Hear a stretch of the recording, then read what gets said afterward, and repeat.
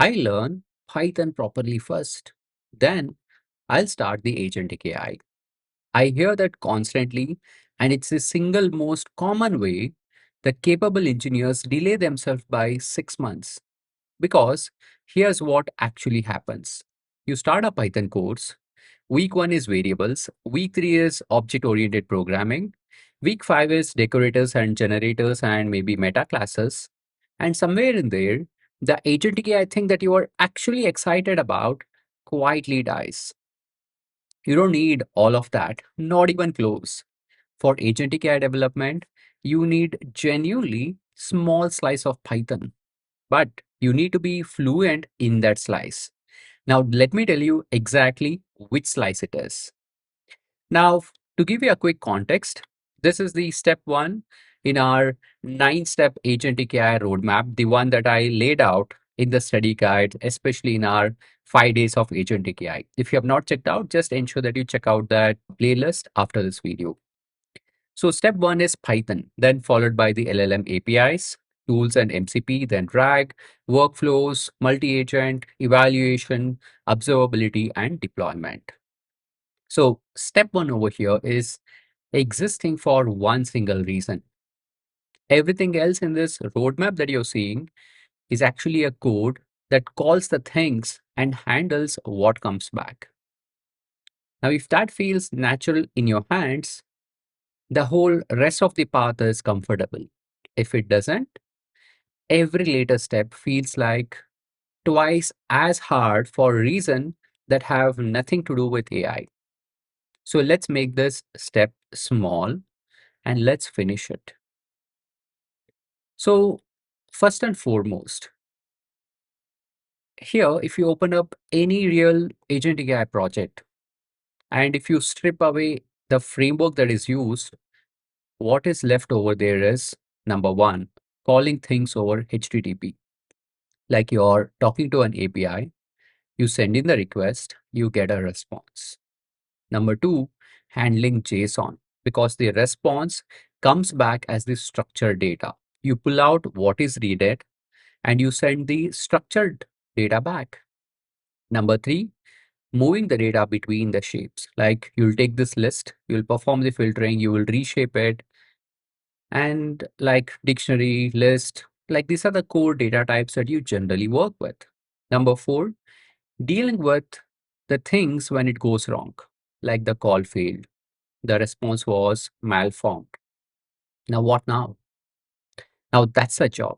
That is genuinely the bulk of the agentic AI work that you would be doing. If you notice what is not on this list, there's no heavy algorithm, there's no complex class hierarchies, there's no meta programming, no mathematics. And second key insight over here is this. This is the concrete slice. If you're comfortable with these, you're ready. Variables, strings, if string, being genuinely good with string formatting because you'll build a lot of prompts, list and dictionary, the comfortable nesting them. And because when we talk about nested list, that's what the JSON is. Then functions, writing them, arguments, return the values, default parameters, loop and conditionals, JSON handling, like loading the JSON, dumping it, reaching it into the nested structures without panicking, file handling, like reading, writing, because you will load the documents, error handling, like being familiar with try except, knowing when to catch versus when to let it fail, virtual environments and pip so that your projects don't poison each other, being comfortable with environment variables and .env file because you will have an API keys and that should never end up in Git, making HTTP request and specifically using the Python SDK, the actual mechanic of talking to a model or calling any certain tool, foundations of Git and GitHub because your project need to live somewhere that you can point out to. That's it. That's the list. If you notice, there are no classes on it. Like you will use classes that frameworks would give you. but you rarely need to design deep hierarchies of your own in order to build the agent. And the third insight over here is this: depth over breadth. Fluency in a small slice is going to beat the familiarity with a large one. This is a bit, this is a thing that most people get backwards. It is far more useful to be automatic with dictionary and JSON to reach a structure into nested structure without thinking than to Googling about, okay, how to work and uh, like how to work with the Python list. It's important that you get familiar with these foundation. The reason because in agentic AI, you will do those small things hundreds of times. Every tool call, every response, every retrieval result, each one is going to cost you, let's say, 5 minutes of your head scratching. You never get into the interesting part. So if it's automatic, your brain stays free for the actual design problem. So narrow the scope, then go deep enough so that it is reflexive for you. That's the goal for this step one. And next one, this is the reality, folks. And you'll be writing this with the AI help. So let's be realistic about how engineers actually work right now. You'll have Cursor or Claude Code or Copilot open. They will write a lot of this boilerplate for you. And that is fine. And that's good. But what it changes about knowing the Python means, that means you need to be aware about what is happening in the code. That doesn't just remove your knowledge about the Python programming, because you need to know the enough Python to read, judge, and debug.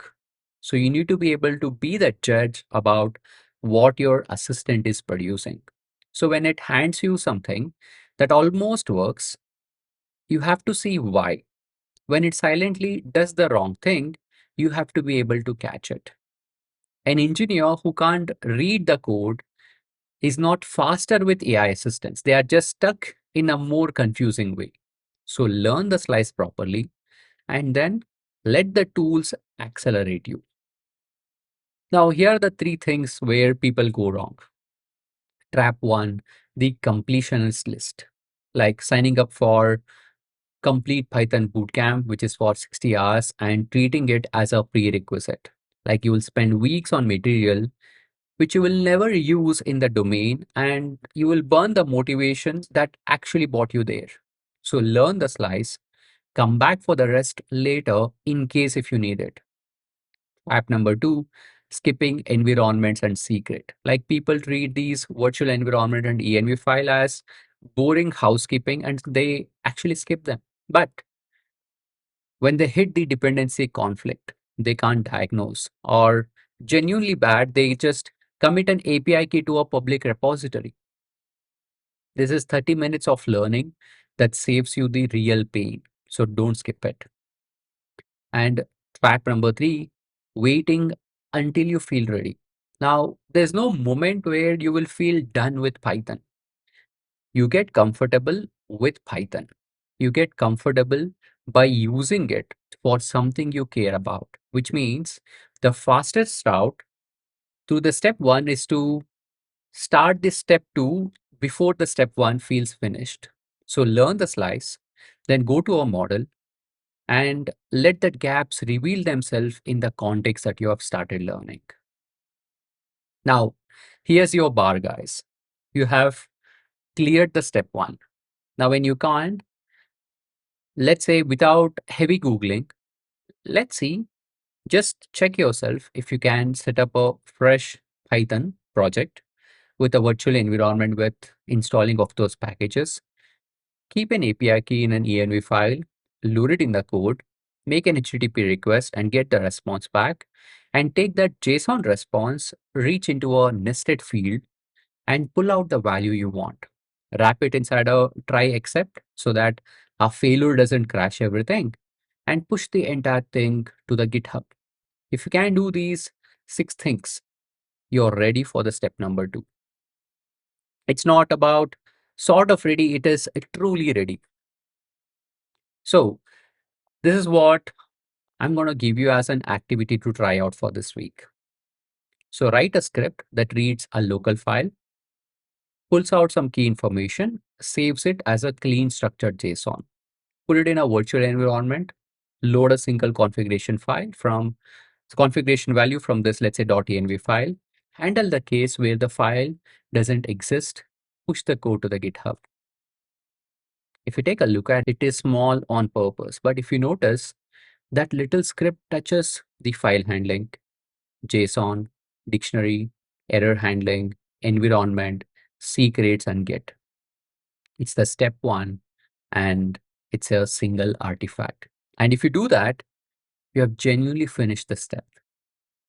So before anything else, the complete study guide for this whole roadmap is free. All 9 steps, the skill transfer map, even the 5 days of Agentic AI. So you can just use the link that's present over there below the video. Go ahead and grab it so that you have a full roadmap. Now, you can work through all these 9 steps on your own. People do. The study guide that we have given you will give you the map, and the internet has the pieces. Now, here's the honest trade off.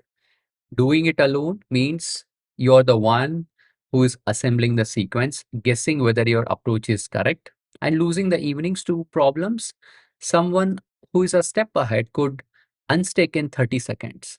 Now, that's not a knowledge problem, it's a structure and a feedback problem. If you'd rather not figure it out piece by piece, that's exactly what the Agentic AI Developer Bootcamp is for. It walks this exact roadmap as one connected 6 week sequence, live, hands on, and every week ends with something that you have that you can actually point out, which you have actually built and put in your GitHub. 6 builds with one final portfolio project. And relevant to this step specifically, there are 2 dedicated pre-bootcamp Python classes that will cover exactly the slice that we just talked about. Setup, environment, JSON, error handling, API calls, SDKs, Git and GitHub. So if the Python is the thing that is making you to hesitate, that's handled even before the day one. So the launch cohort starts on 16th August. Even if you're watching this video in future, you can also check out the updated dates in our page as well as the time. So go through the full curriculum and be a judge for yourself. So enroll before so that you get the bonus Python Foundation self-paced module so that you can be prepared even before your session starts.